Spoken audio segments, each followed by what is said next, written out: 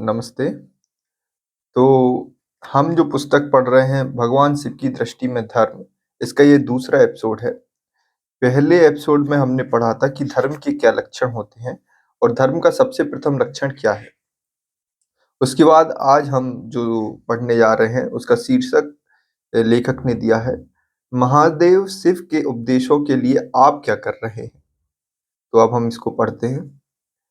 पूर्व में हम भगवान शिव द्वारा उपदिष्ट धर्म के पहले लक्षण अहिंसा पर विचार कर रहे थे। दूसरे हैं सत्य वचन, तीसरे हैं सब प्राणियों पर दया, चौथा है मन इंद्रियों को वश में रखना और पांचवा है दान। तो धर्म के ये 5 लक्षण हैं।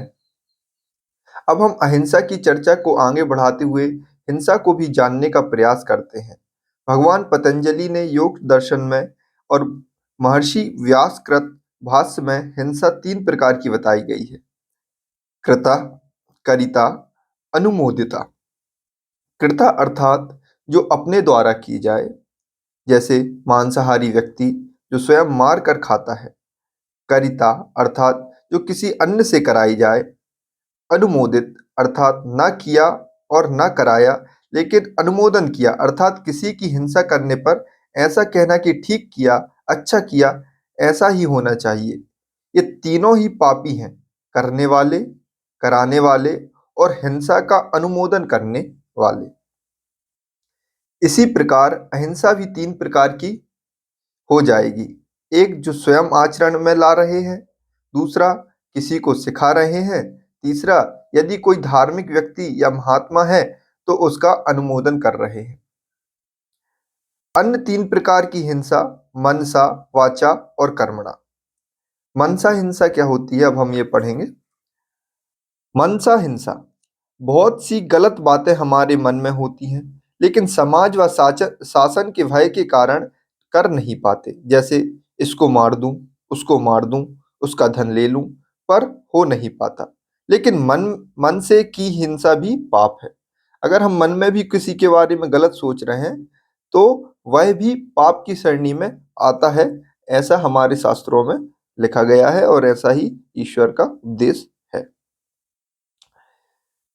तो ये थी मनसा हिंसा की बात। अब दूसरी है वाचा हिंसा, वाणी से किसी को दुख देना। कई लोग कटु बोलते हैं लेकिन कुछ कर नहीं पाते, ऐसी हिंसा वाणी से की गई हिंसा है। कर्मणा हिंसा, अपने कर्मों से किसी को कष्ट पहुंचाना। इस प्रकार कृता, करिता एवं अनुमोदिता हिंसा के आगे 3-3 भेद और होने से कुल 9 प्रकार की हिंसा हुई। महर्षि व्यास ने इसमें भी हिंसा के 3 भेद बताए हैं, मृदु, मध्यम और तीव्र। अब हिंसा के भी 3 है, मृदु, मध्यम और तीव्र। जैसे किसी को गाली देना हिंसा है, उसकी पिटाई करना उससे भी बड़ी हिंसा है, लेकिन उसको जान से मार देना सबसे बड़ी हिंसा है। आज हमारे देश में सबसे ज्यादा मंदिर महादेव शिव के मिलते हैं और श्रावण मास को महादेव शिव का महीना मानते हैं। बहुत सारे मांसाहारी श्रावण मास में मांस नहीं खाएंगे, बाल नहीं कटाएंगे, प्रतिदिन मंदिर में जाकर दूध व जल चढ़ाएंगे। परंतु महर्षि व्यास ने कहा है कि अहिंसा किसी देश व काल के अनुसार नहीं होती, कि मंदिर में हिंसा नहीं करेंगे, घर पर कर लेंगे। धर्म सब जगह होगा और अधर्म भी सब जगह माना जाएगा। जो हमारे समाज में एक वो बन गया है एक, कि भैया आज ये वाला दिन है तो आज के दिन तो नहीं, मंगलवार के दिन हम मांस नहीं खाते, इस दिन हम नहीं खाते, आज के दिन हम ये नहीं करते। तो और सोचते हैं कि हम बड़े धार्मिक हैं। दुर्गा जी का 9 दिन का वो है तो 9 दिन बिल्कुल मांस मच्छी सब कुछ छोड़ देंगे, बिल्कुल सात्विक भोजन करेंगे और अपने आप को बहुत ज्यादा धार्मिक समझते हैं। और वही लोग, उनको पता है कि दुर्गा जी शुरू होने वाली तो एक दिन पहले अच्छा पेल पेल के खूब मांस भक्षण करेंगे और दुर्गा जी जैसे ही खत्म होंगी फिर से उनकी पार्टी आर्टी शुरू हो जाएगी। तो ऐसे लोग को हम ढोंगी की श्रेणी में ला सकते हैं कि ये सिवाय ढोंग के और कुछ नहीं कर रहे हैं। ऐसे ही श्रावण मास में हिंसा नहीं करेंगे, बाद में करेंगे। कहीं भी व कभी भी यह अपराध है। किसी एक देशी पूर्णिमा व अमावस्या को पाप नहीं करेंगे, यह भी अज्ञान है। धर्म सर्वभौम होता है, अहिंसा भी सार्वभौम होती है। सब प्राणियों के प्रति प्रीति वैर का त्याग सदैव रखना चाहिए। कोई सोमवार को हिंसा नहीं करता क्योंकि महादेव का दिन मानते हैं, कोई मंगलवार को नहीं करता क्योंकि हनुमान का दिन मानते हैं। महादेव का तो प्रत्येक दिन है क्योंकि महादेव नाम परमात्मा का है। अगर महापुरुष वाले महादेव को माने तो वे अब हैं नहीं, और होंगे तो मोक्ष में होंगे। अगर उनको भी याद करना है तो प्रतिदिन करें, कभी कभी क्यों, सोमवार को ही क्यों। जिस देश में सबसे ज्यादा भगवान शिव के मंदिर हों उस देश में 70% से अधिक मांसाहारी हो गए। इस विषय पर सारे अहिंसक, धर्माचार्य व शिव भक्त मौन हैं। नंदी की पूजा करेंगे क्योंकि वे सोचते हैं कि भगवान शिव नंदी बैल पर जाया करते थे। संभवतः नंदी नाम का कोई वाहन रहा होगा, ऐसा लेखक कह रहे हैं। तो लेकिन इधर प्रचलित है कि शिव जी नंदी पर चलते थे, ऐसा तो ये स्पष्ट किया है लेखक ने। अब हम नंदी की पूजा करेंगे क्योंकि वे सोचते हैं कि भगवान शिव नंदी बैल पर जाया करते थे। नंदी की मूर्ति हर महादेव के मंदिर में मिलती है, लोग उसकी पूजा करते हैं, लेकिन अपनी आवश्यकताओं की पूर्ति के लिए नंदी को मारा जा रहा है, उसकी किसी को चिंता नहीं है। हिंदू मछली को भी अवतार बताता है तो दूसरे ओर सरकारें मछली के निर्यात में अरबों रुपया कमाती हैं। मछली मारकर बेचने को नीली अर्थव्यवस्था कहेंगे तो मांस बेचने को गुलाबी। आज अर्थव्यवस्था के भी रंग हो गए हैं। मछलियों को मरने से जो चक्रवात आएंगे, उनमें एक भी चक्रवात भयंकर आ गया तो अरबों रुपए भी उस क्षति की पूर्ति कर नहीं पाएंगे। जितना विनाश होता है उतना सरकार देती भी नहीं है और दे भी नहीं सकती। आज के वे अर्थशास्त्री, समाजशास्त्री, वैज्ञानिक सारे मूर्ख हैं जो सोचते हैं कि शराब पिलाकर धन कमा लेंगे। वे ये नहीं सोचेंगे कि शराब पिलाने से जो बीमारियां होंगी, अपराध बढ़ेंगे और जो एक्सीडेंट होंगे उसमें कितना विनाश होगा, इसकी कोई गणना नहीं होती। किसी भी प्रकार से जो हिंसा कर रहे हैं वे भगवान शिव के द्रोही हैं, चाहे वे तिलक आदि लगाकर बर्फानी बाबा के दर्शन क्यों न करें। अब तो दर्शन ऑनलाइन हो रहे हैं। जो महादेव लिख गए उसको मानने वाला आज कोई नहीं दिखाई देता। यह ठीक है कि किसी महादेव के मंदिर में हिंसा नहीं होती, लेकिन देवी के कुछ मंदिरों में तो होती है। अब भोजन व अर्थव्यवस्था के नाम पर जो हिंसा हो रही है इसका कोई प्रतिकार नहीं कर रहा। सबको धन चाहिए। वैज्ञानिकों ने रिसर्च किया कि मछली के बिस्कुट खाने से प्रतिरोधक क्षमता बढ़ती है, परंतु यज्ञ, व्यायाम, प्राणायाम आदि करने से प्रतिरोधक क्षमता बढ़ेगी ऐसा कोई नहीं कहता। फल, साग, दूध आदि के सेवन से प्रतिरोधक क्षमता बढ़ेगी ऐसा कोई नहीं कहता। एलोपैथी में कोई भी दवाई ऐसी नहीं जो प्रतिरोधक प्रतिरोधक क्षमता बढ़ाने वाली हो, आयुर्वेद में अवश्य है। सर्वत्र हिंसा का दौर चल रहा है। आज महादेव शिव होते तो एक पशुपत अस्त्र चलाते और सबको नष्ट कर देते, लेकिन आज ना महादेव हैं और ना ही उनका कोई भक्त जो इस अहिंसा के विरुद्ध बोल सकता है।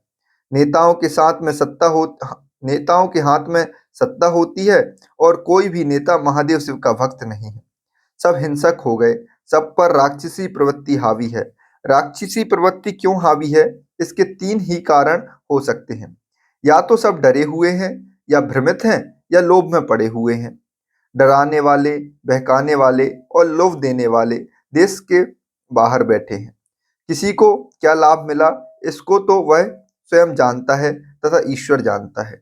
जिसको आज हम विज्ञान कहते हैं उसने दुनिया के अनेकों प्रजातियों को नष्ट कर दिया है और हमारे यहाँ नारे लगते हैं अहिंसा परमो धर्मा।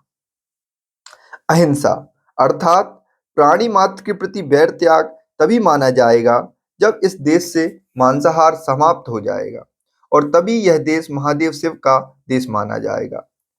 जब दवाओं के नाम पर हिंसा समाप्त हो जाएगी और जिस तकनीकी द्वारा प्रजातियां मर रही हैं वैसी तकनीक जब समाप्त हो जाएंगी, तब यह देश होगा ऋषियों का देश, देवों का देश, बुद्ध महावीर का देश, महर्षि दयानंद का देश।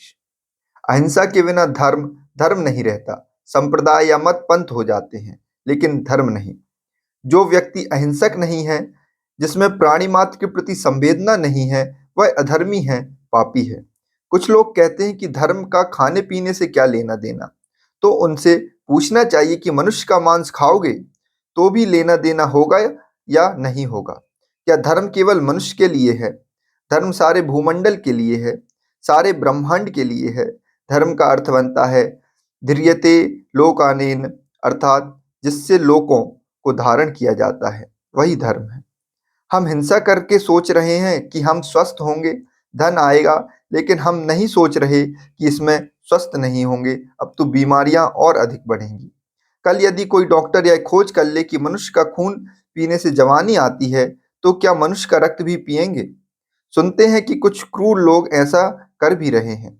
गरीबों के बच्चे को पकड़कर उनको यातनाएं देकर उस दशा में उनका खून निकालकर पीने वाले भी इस धरती पर हैं। कितना प्रामाणिक है मैं नहीं जानता, किंतु यदि ऐसे नरभक्षी मनुष्य भी इस धरा पर रहते हैं, तो ये भी राक्षस हैं जिसका वध करने के लिए भगवान राम वन को निकले थे। हम राम मंदिर के लिए गांव-गांव से धन इकट्ठा कर रहे हैं, परंतु इन नरभक्षियों के खिलाफ कोई बोलने के लिए तैयार नहीं है। महर्षि दयानंद ने गोकर्णानिधि में लिखा था, हे मांसाहारियों, जब धरती से प्राणी समाप्त हो जाएंगे, तो क्या मनुष्यों को भी छोड़ोगे व नहीं, या उनको भी खा जाओगे? जो धनवान हैं, सत्तावान हैं, ऐश्वर्य संपन्न हैं, वे गरीबों को खा जाएंगे। उन्हें कोई रोकने वाला नहीं होगा। हम सबको मनोरंजन के नाम पर मोबाइल में, इंटरनेट में उलझा दिया है, ताकि हम उसमें लगे रहें और वे हिंसक लोग दुनिया पर साम्राज्य करते रहें। यह है महादेव शिव का देश। जो भी महादेव भक्त मेरी आवाज सुन रहे हैं, वे सोचें कि महादेव शिव के इन उपदेशों को आत्मसात करने के लिए आप क्या कर रहे हैं, दूसरों को आप क्या प्रेरणा दे रहे हैं। इन सब विषयों पर धर्मगुरु मौन है। वास्तव में धर्मगुरुओं ने समाज को मूर्ख बना रखा है। वे केवल महादेव शिव की बात करूंगा। उनके अनुसार धर्म का पहला लक्षण है अहिंसा। आइए हम आत्मनिरीक्षण करें कि हम सब महादेव शिव की कितनी भक्ति करते हैं, हम उनके कितने अनुयायी हैं। महादेव हमारे पूर्वज हैं, हमारे महापुरुष हैं। एक महादेव नाम परमात्मा का भी है, जो सृष्टि की रचना करता है। उन महादेव की बात यहाँ नहीं हो रही, क्योंकि उन्होंने तो वेद के उपदेश दिया है, जिसे हम भूल गए। जो वेद भक्त महादेव शिव महापुरुष हुए, ऐसा माना जाता है कि वे मानसरोवर कैलाश पर रहते थे। मानसरोवर भी अब हमारे हाथ से गया, वहाँ असुरों का शासन आ गया। इसलिए विचार करें कि हमें क्या करना चाहिए। अब आपको अपनी आत्मा की आवाज सुननी है, तथा यह जानना है कि हमें क्या क्या करना है। महर्षि दयानंद लिखते हैं कि मनुष्य का आत्मा सत्य असत्य को जानने वाला है, तथापि अपने प्रयोजन की सिद्धि, हठ, दुराग्रह और अविद्या दोषों से सत्य को छोड़ असत्य और अधर्म की ओर झुक जाता है। तो यह था दूसरा अध्याय, महादेव शिव के उपदेशों के लिए आप हम क्या कर रहे हैं।